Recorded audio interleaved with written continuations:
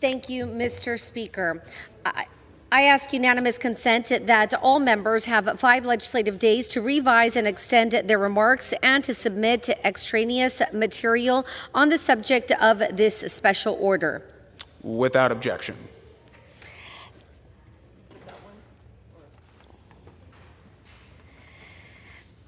Thank you, Mr. Speaker. I rise today alongside my friends and colleagues in celebration of Women's History Month.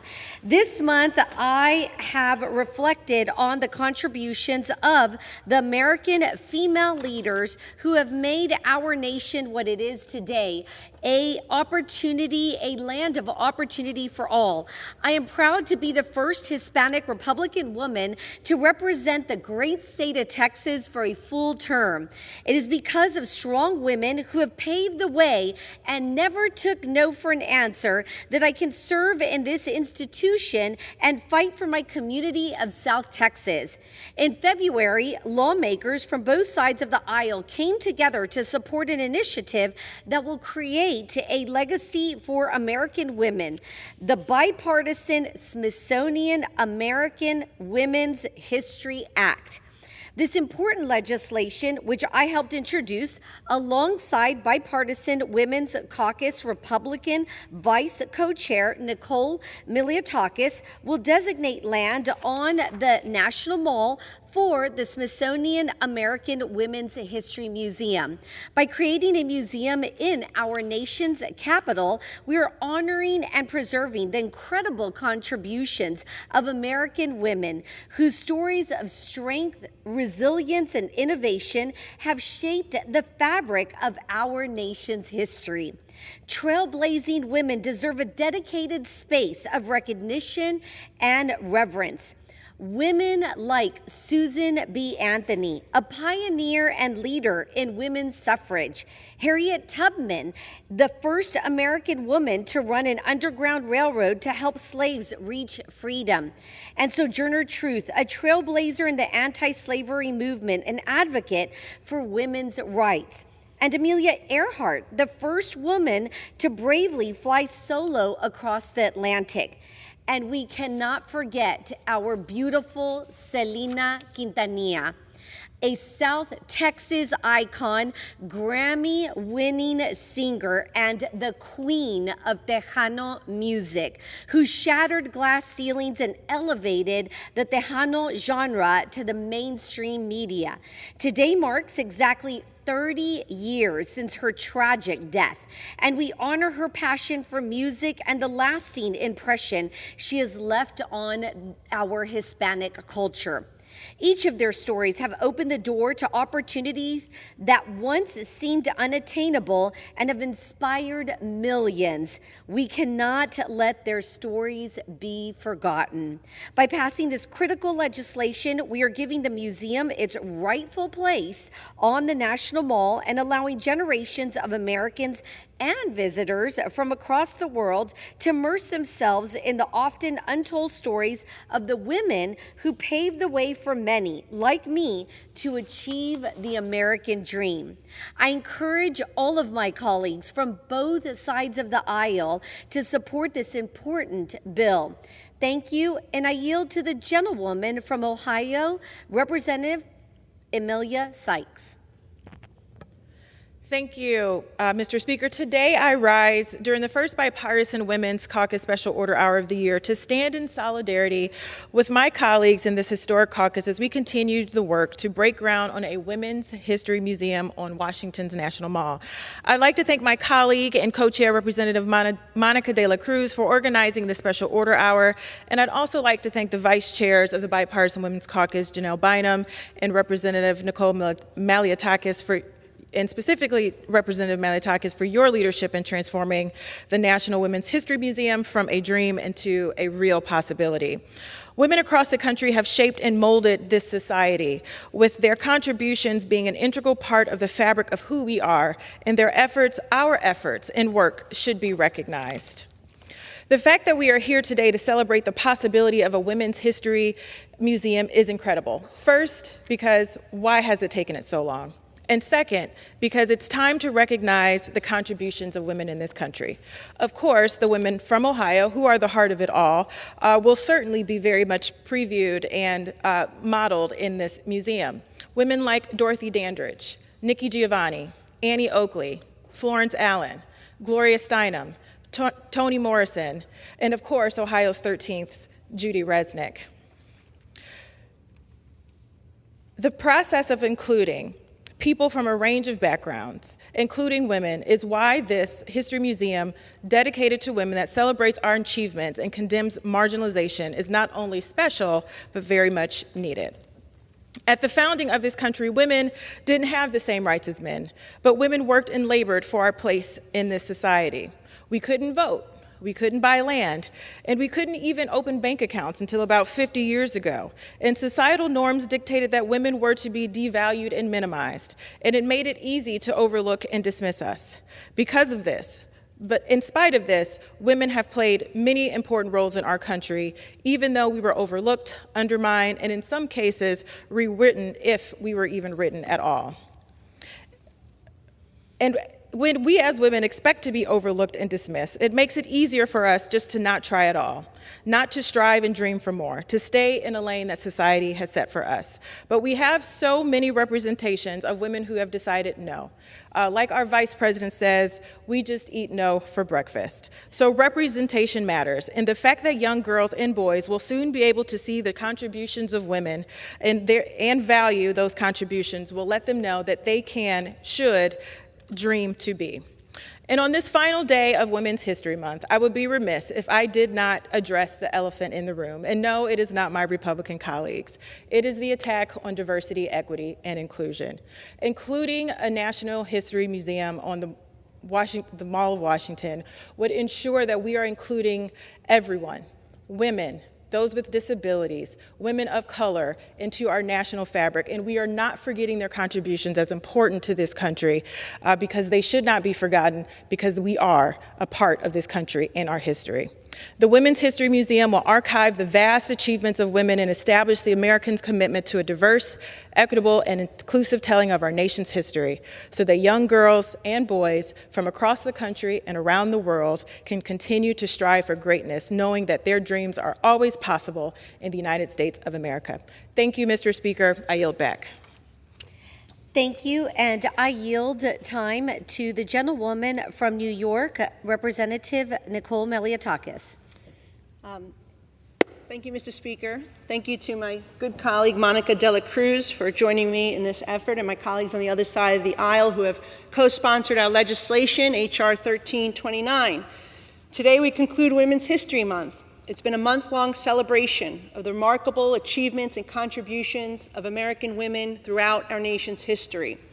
Whether it's the suffragists who fought for the right to vote, the riveters who stepped in while men fought during World War II, the 10,000 women known as Code Girls who broke German and Japanese codes for the U.S. Army and Navy during World War II, the hidden figures of NASA who helped launch John Glenn into space, or the Black Angels from my district, from Staten Island, New York, who treated sick tuberculosis patients when no one else wanted to, and they helped find the cure for this disease.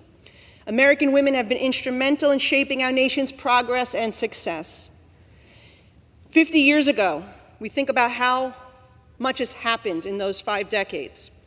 50 years ago, women were still battling for so many rights, not just equal pay, but they could not get a credit card without a male co-signer, protections against pregnancy discrimination and sexual harassment.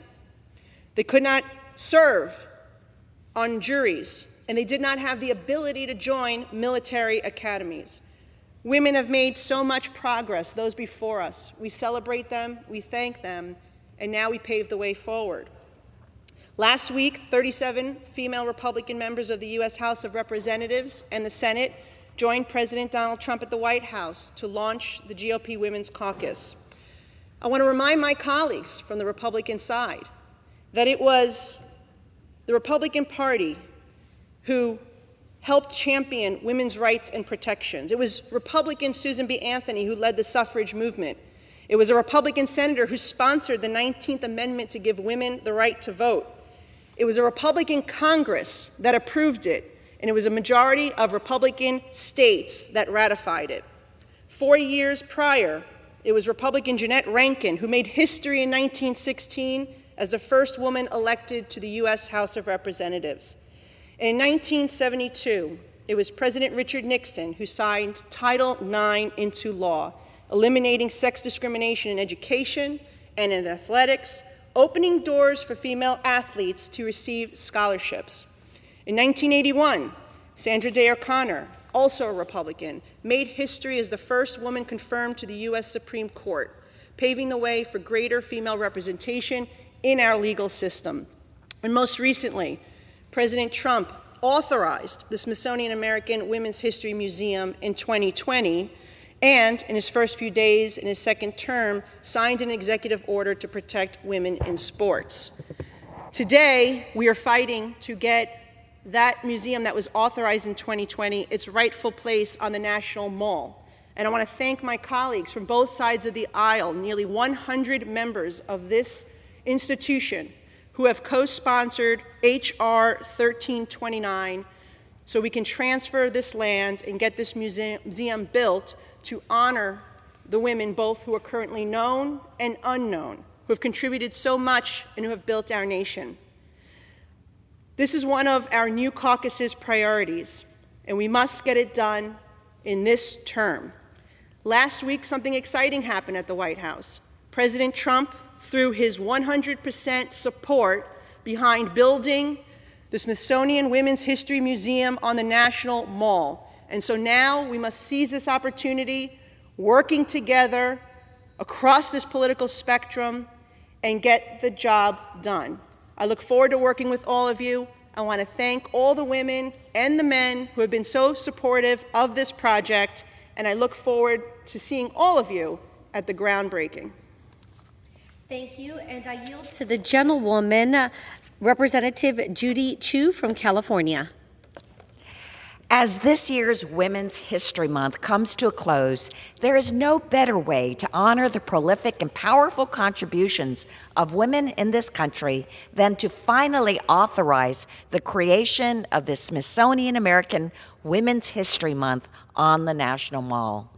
As one of the original co-sponsors of this bipartisan bill, I feel strongly that this museum must become a reality. The National Mall here in Washington, D.C. tells the profound story of our country.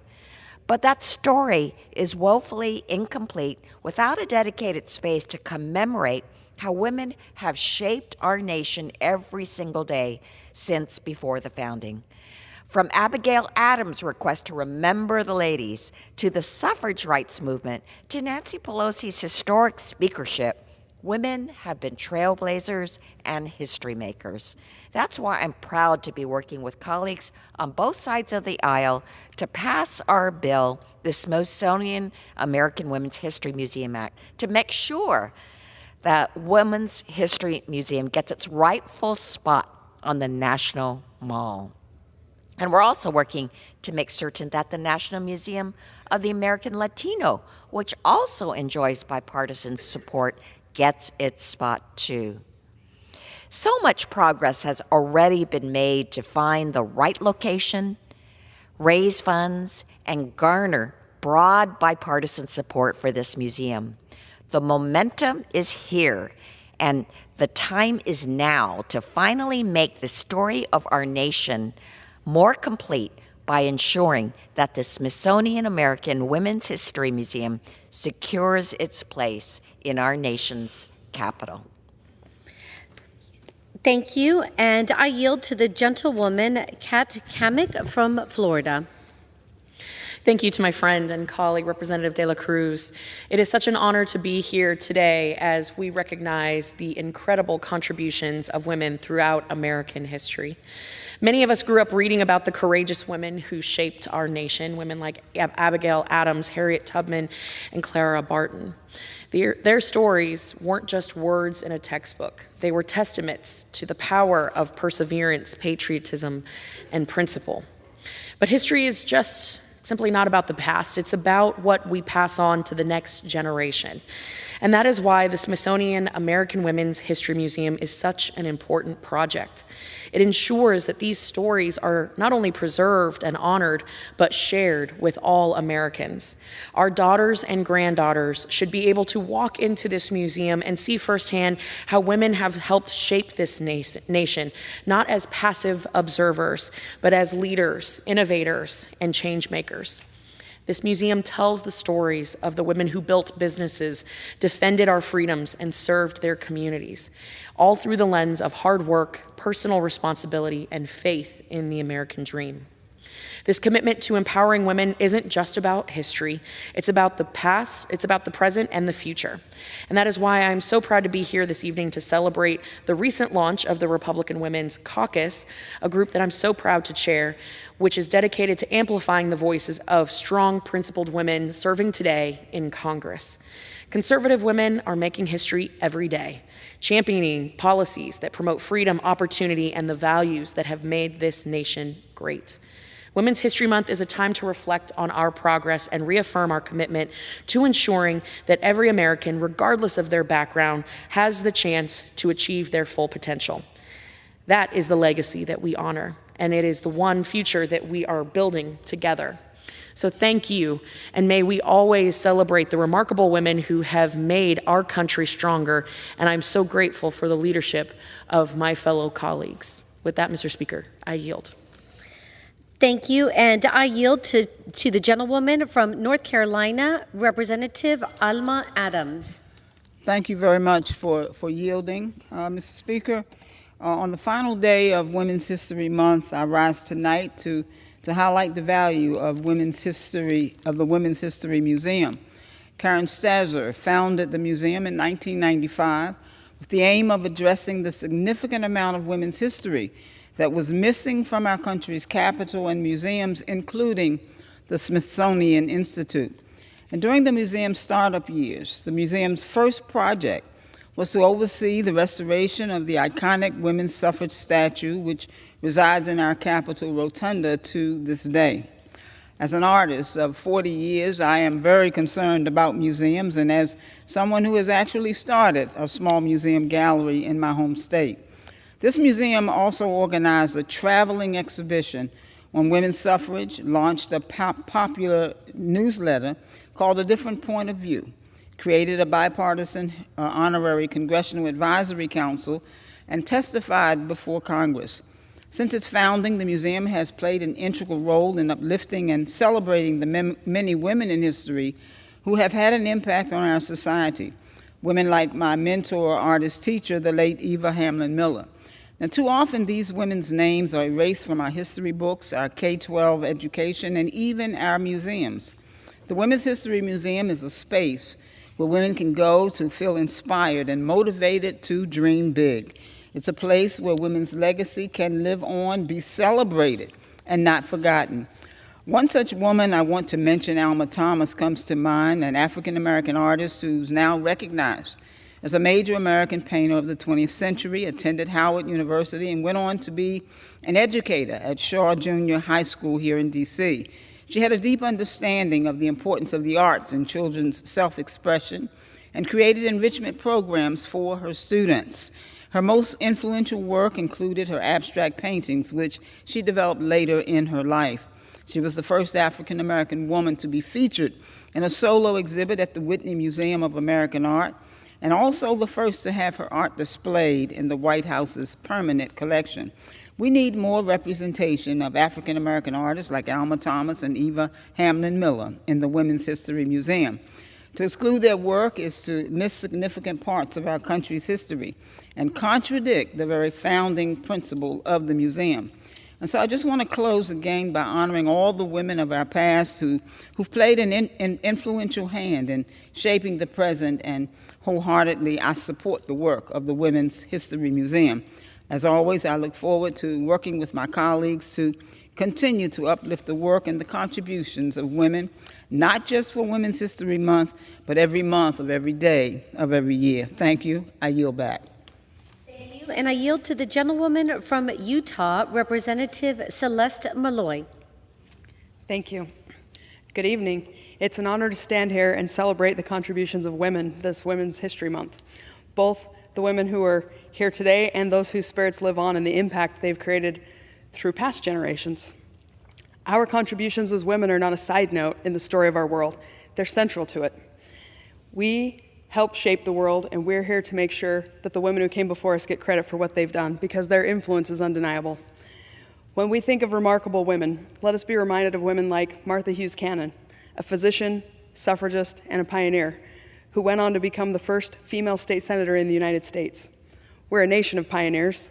Martha beautifully embodies that pioneering spirit. She immigrated to the United States, crossed the Great Plains, and helped settle Utah when it was a frontier state.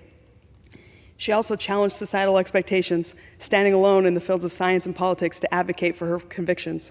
Her unwavering commitment to change helped establish women's right to vote and hold office in Utah, putting the state decades ahead of the national curve, and then helped reestablish their right to vote when the nation caught up. Her statue now fittingly stands in Emancipation Hall and represents Utah. Let us also be reminded of women like Sally Ride, who in 1983 became the first woman in space, defying conventional expectations set for women while creating opportunities for women to enter STEM fields. Let us also be reminded of women like Clara Barton, who founded the American Red Cross in 1881, modeling service and diplomacy in the presence of conflict. Her contributions were not without risk. Let us be reminded of all the women who have yet to have their stories told, their achievements celebrated, and their voices heard. Your influence, whether truly recognized or not, will be felt, not only by your neighbors, but by future generations. Your contributions are important to the legacy of this nation. The importance of showcasing women's achievements, sharing our stories, and teaching our history cannot be overstated. The Women's History Museum offers young girls the opportunity to see themselves in history as active agents of change. When we teach the history of women, we're teaching the history of humanity, and those stories are not simply for women, but for everyone who shares the pioneering spirit that drives Americans to keep challenging limitations and working for freedom and opportunity. When we recognize women, let us remember the challenges they've faced, the struggles we've endured, and the significance of our choice to persevere. Progress is rarely easily won. Success is rarely freely given. But as history has illustrated time and time again, women have found ways to push forward, to pioneer better ways. As we honor the women who've come before us by remembering, I hope we'll be grateful and humbled to have inherited the progress of past generations. As Americans and visitors to our country visit the nation's capital and explore the museums, it seems fitting that they would have the opportunity to learn about the pioneering spirit of America through the stories of pioneering American women. And with that, I yield back. Thank you. And thank you, Mr. Speaker. I yield back the balance of my time.